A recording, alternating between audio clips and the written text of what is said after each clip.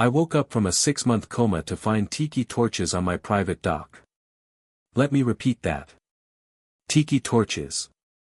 A woman in a sequin visor was doing the Macarena on what used to be my boat ramp while 2 toddlers chased each other past an inflatable flamingo the size of a small car.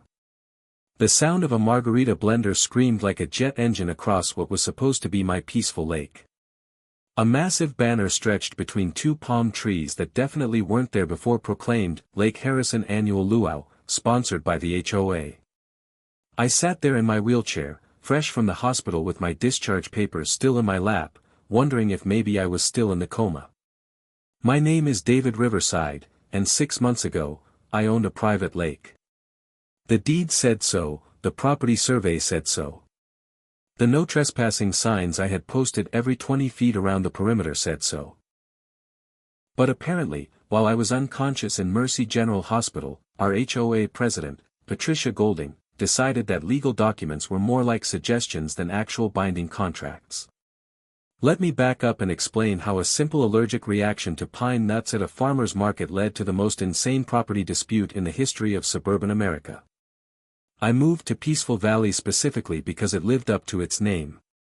No late-night parties, no constant lawnmower symphonies at dawn, no neighbors asking intrusive questions about my work as a rare book appraiser.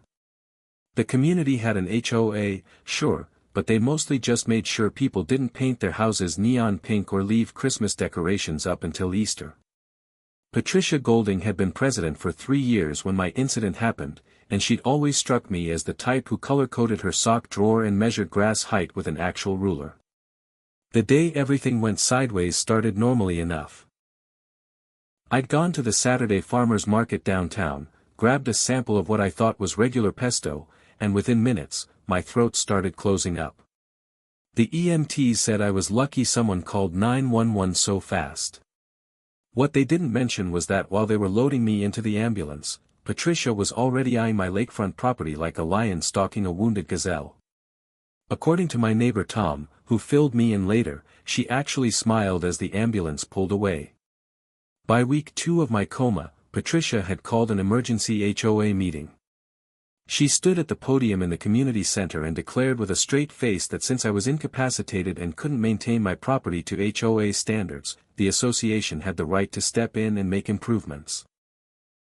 When Tom pointed out that my property was perfectly maintained by the landscaping service I'd prepaid for the year, Patricia waved him off and said she was talking about maximizing the property's potential for community enrichment. Month 1 saw the installation of the first gazebo. Patricia called it a meditation pavilion for residents seeking waterfront tranquility, though apparently her definition of tranquility included wine tastings every Tuesday and Thursday. She had a contractor buddy named Rick who owed her a favor, so labor was cheap, and permits were mysteriously fast-tracked through her cousin at the county office. The gazebo went up in 3 days, complete with HOA-branded cushions and a suggestion box for future improvements. Month 2 brought the beach, not a natural beach, mind you, but 3 dump trucks worth of sand spread across my lawn leading down to the water. Patricia sent out a newsletter to all residents announcing the grand opening of Peaceful Valley Community Beach, complete with professional photos of children building sandcastles on my property. She even had the audacity to quote me in the newsletter, claiming I had given verbal consent for the improvements. When pressed about how an unconscious person gives verbal consent, she said I had mumbled something that sounded like, yes, during a coma dream. By month 3, things had escalated beyond recognition. A second gazebo appeared, this one dubbed the Sunset Pavilion, strategically placed on my dock with built-in speakers for ambient music. Patricia installed a volleyball net in the shallow water, designated swimming lanes with floating rope barriers, and even brought in a food truck every weekend that parked on my driveway. The margarita bar on my back porch was the final insult, complete with a cash register and tip jar labeled HOA Beverage Fund. Month 4 saw the introduction of scheduled events, water aerobics at dawn, paddleboard yoga at noon, and something called splash meditation at sunset. Patricia had business cards printed listing herself as Director of Waterfront Activities, and started charging non-HOA residents a day pass fee to access what she now called Harrison Community Lake. She was making money off my property while I lay unconscious in a hospital bed. The fifth month brought permanent structures, a bathroom facility that Patricia insisted was just a temporary portable unit despite having a concrete foundation, a boat rental kiosk run by her nephew, and even a small stage for live music that she claimed was essential for community morale.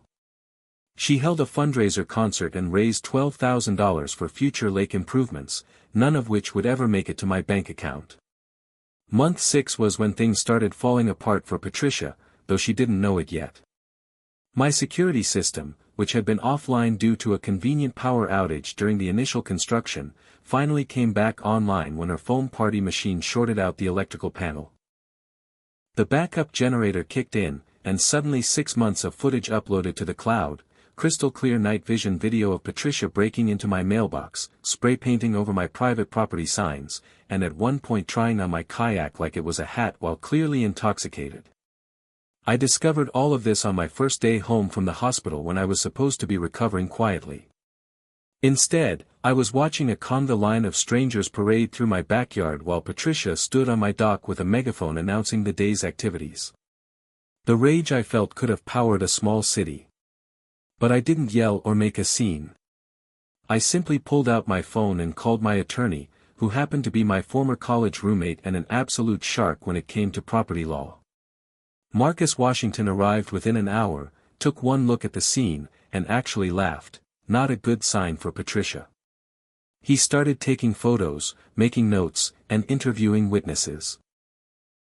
Tom was more than happy to provide a detailed timeline of everything that had happened, complete with copies of HOA meeting minutes where Patricia had claimed emergency authority to improve abandoned property.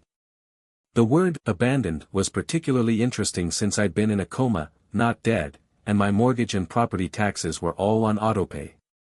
The cease and desist letter was hand-delivered to Patricia during her Tuesday wine tasting in my gazebo.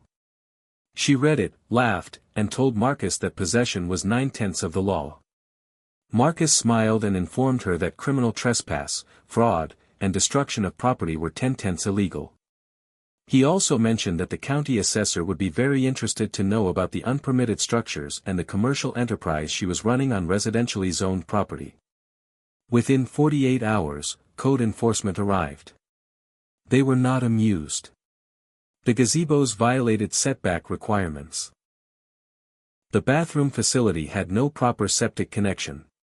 The beach violated environmental regulations about introducing foreign materials to natural water bodies. The food truck violated health department rules. Even the tiki torches were a fire code violation. Patricia tried to argue that the HOA had authority, but the inspector just pointed to my deed and asked if she could read the words, private property. The emergency HOA meeting was called for that Friday. Patricia showed up with a binder of what she called community testimonials about how the lake improvements had enhanced property values and resident satisfaction. She had graphs and charts showing increased neighborhood harmony and even a petition with 200 signatures asking to keep the beach. What she didn't have was any legal ground to stand on. And when Marcus presented the surveillance footage of her various crimes, the room went silent. The criminal charges were just the beginning. Mail tampering was a federal offense. Fraud for claiming she had my consent while I was unconscious. Destruction of property for the spray painting. Theft for the money she'd collected using my property. The district attorney was particularly interested in the embezzlement angle when they discovered Patricia had been skimming from the beverage fund to pay for her own mortgage. The forensic accountant found over $30,000 in misappropriated funds. The civil lawsuit was even worse for Patricia. Marcus calculated damages for 6 months of unauthorized use, lost property value due to unpermitted structures, emotional distress, and restoration costs. The total came to $400,000, not including legal fees. Patricia's face went from red to white to a shade of green I'd never seen on human skin before. She tried to argue that she'd improved the property, but the judge pointed out that improvements require owner consent. The HOA board voted her out unanimously. Even her usual supporters couldn't defend federal crimes. Her real estate license was suspended pending investigation. Her husband filed for divorce when the extent of the financial crimes came to light. But the final blow came when the judge announced the criminal sentence: 3 years probation, 500 hours of community service specifically focused on respecting property rights, and, most poetically, a restraining order keeping her 500 feet from any body of water in the county. Patricia's shriek when the judge read that last part could probably be heard from space. She actually fainted and had to be carried out of the courtroom on a stretcher, still muttering about community enrichment and property values as the doors closed behind her.